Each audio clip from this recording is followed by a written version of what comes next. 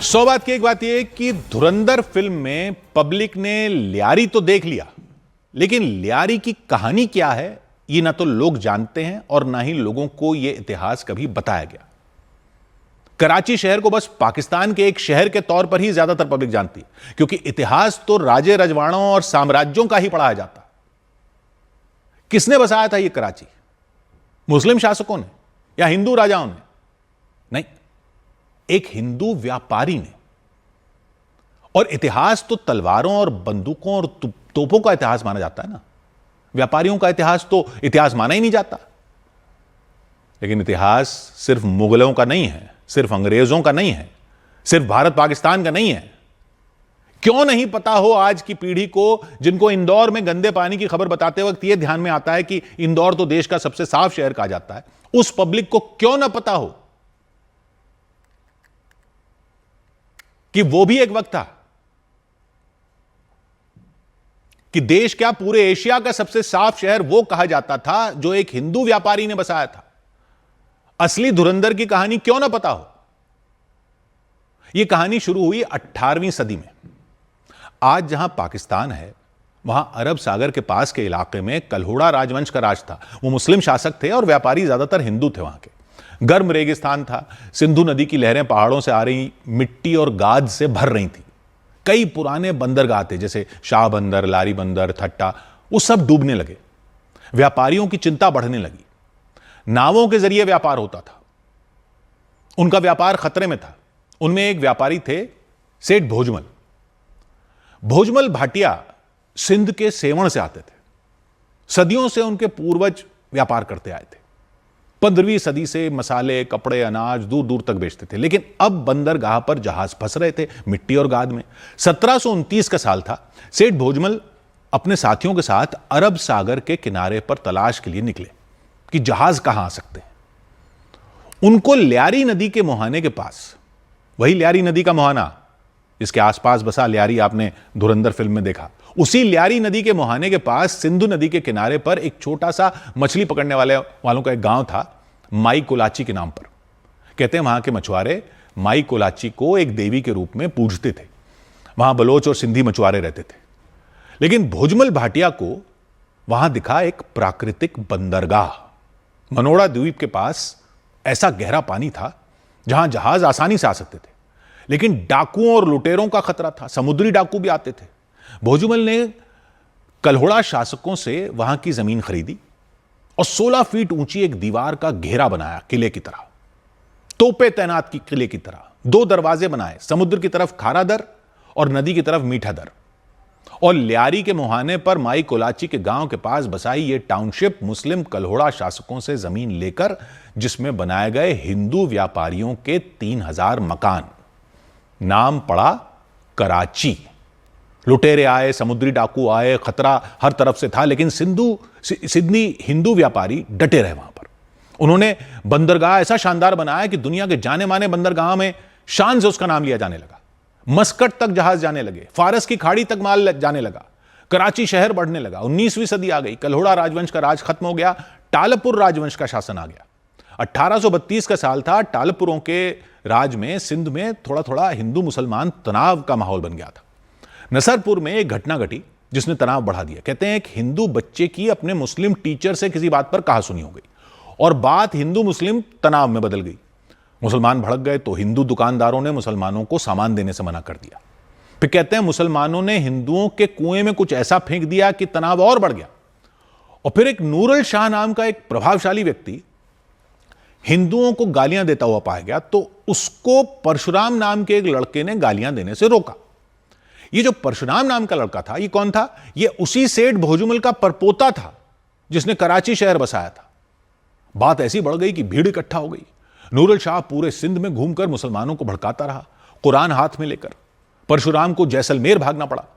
मामला वहां के शासक मीर मुराद अली टालपुर के दरबार में पहुंचा और परशुराम के पिता यानी सेठ भोजमल के पोते सेठ होतचंद को बुलाया गया हैदराबाद। भोजमल का परिवार बहुत रईस हो चुका था। कराची बसाने के बाद उनका व्यापार भारत से अफगानिस्तान, ईरान, मस्कट, ओमान तक यानी फैल चुका था।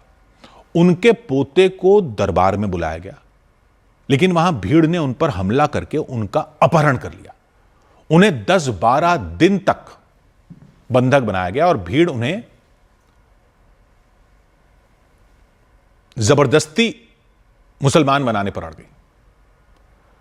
लेकिन होतचंद 50 साल से ज्यादा उम्र के थे और 50 साल से ज्यादा उम्र के लोगों से इस्लाम नहीं कबूल करवाया जाता था, तो उनको छोड़ दिया गया। लेकिन हिंदू समुदाय यह अपमान नहीं भूला।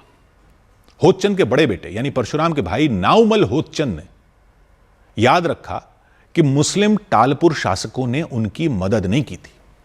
अब कुछ इतिहासकार बताते हैं कि हिंदुओं पर घोड़े की सवारी की मनाही लागू कर दी गई कि वो घोड़े की सवारी नहीं कर सकते। हिंदुओं में रोष बढ़ता गया क्योंकि उनमें बड़े रईस व्यापारी भी मौजूद थे जिन्होंने दूर देशों तक अपना व्यापार फैलाया था, कराची जैसा शानदार शहर बनाया था। लेकिन उनके प्रति मुस्लिम शासकों का व्यवहार बदलता जा रहा था। इस दौरान अंग्रेज ईस्ट इंडिया कंपनी भारत में अपने पंख फैलाने लग चुकी थी। सेठ भोजमल के परपोते सेठ नाउमल होतचंद के अंग्रेजों से भी व्यापारिक रिश्ते बनने लगे थे।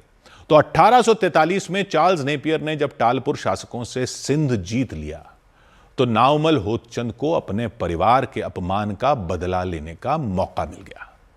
कराची अंग्रेजों के शासन में आ गया। सिंधी हिंदुओं ने शहर को दुनिया के बेहतरीन शहरों में बदल दिया। सड़कें, बाजार, भवन सब ऐसे बने कि दूर देशों से आए लोगों की आंखें फटी की फटी रह जाती थी। जब दुनिया बैलगाड़ी पर चल रही थी, 1861 में ही कराची से कोटड़ी तक रेल चलने लगी। 1864 में कराची लंदन से टेलीग्राफ लाइन से जुड़ गया था। 1885 में शहर में घोड़ों से चलने वाली ट्रैम चलने लगी। 1900 में यह घोड़ों से चलने वाली ट्रैम फिर इलेक्ट्रिक ट्रैम में बदल दी गई।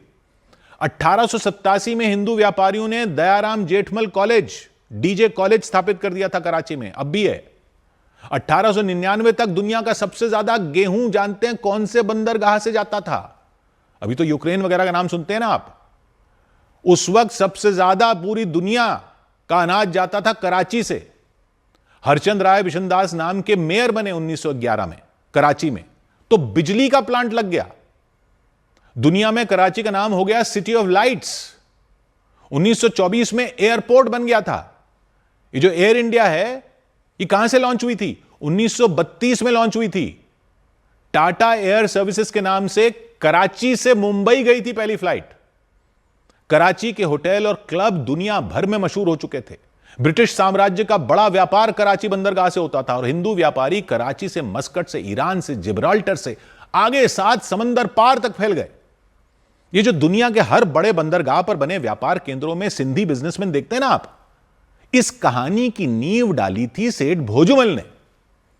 सिंधियों में सरनेम अपने पूर्वजों के नाम पर होते हैं, तो भोजमल के वंशज भोजवाणी कहलाते हैं। दूर मध्य अमेरिका में आजकल आप वेनेजुएला का नाम सुन रहे हैं ना, वहीं कैरिबियाई सागर के किनारे मेक्सिको के पास एक छोटा सा देश है बिलीज।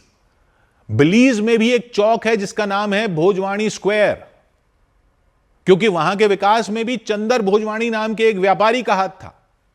तो सिर्फ तलवार की नोक पर ही अपनी छाप नहीं छोड़ी जाती। पाकिस्तान बनने के वक्त कराची में हिंदुओं की संख्या ज्यादा थी, मुसलमानों की कम थी, लेकिन वो पाकिस्तान को चला गया।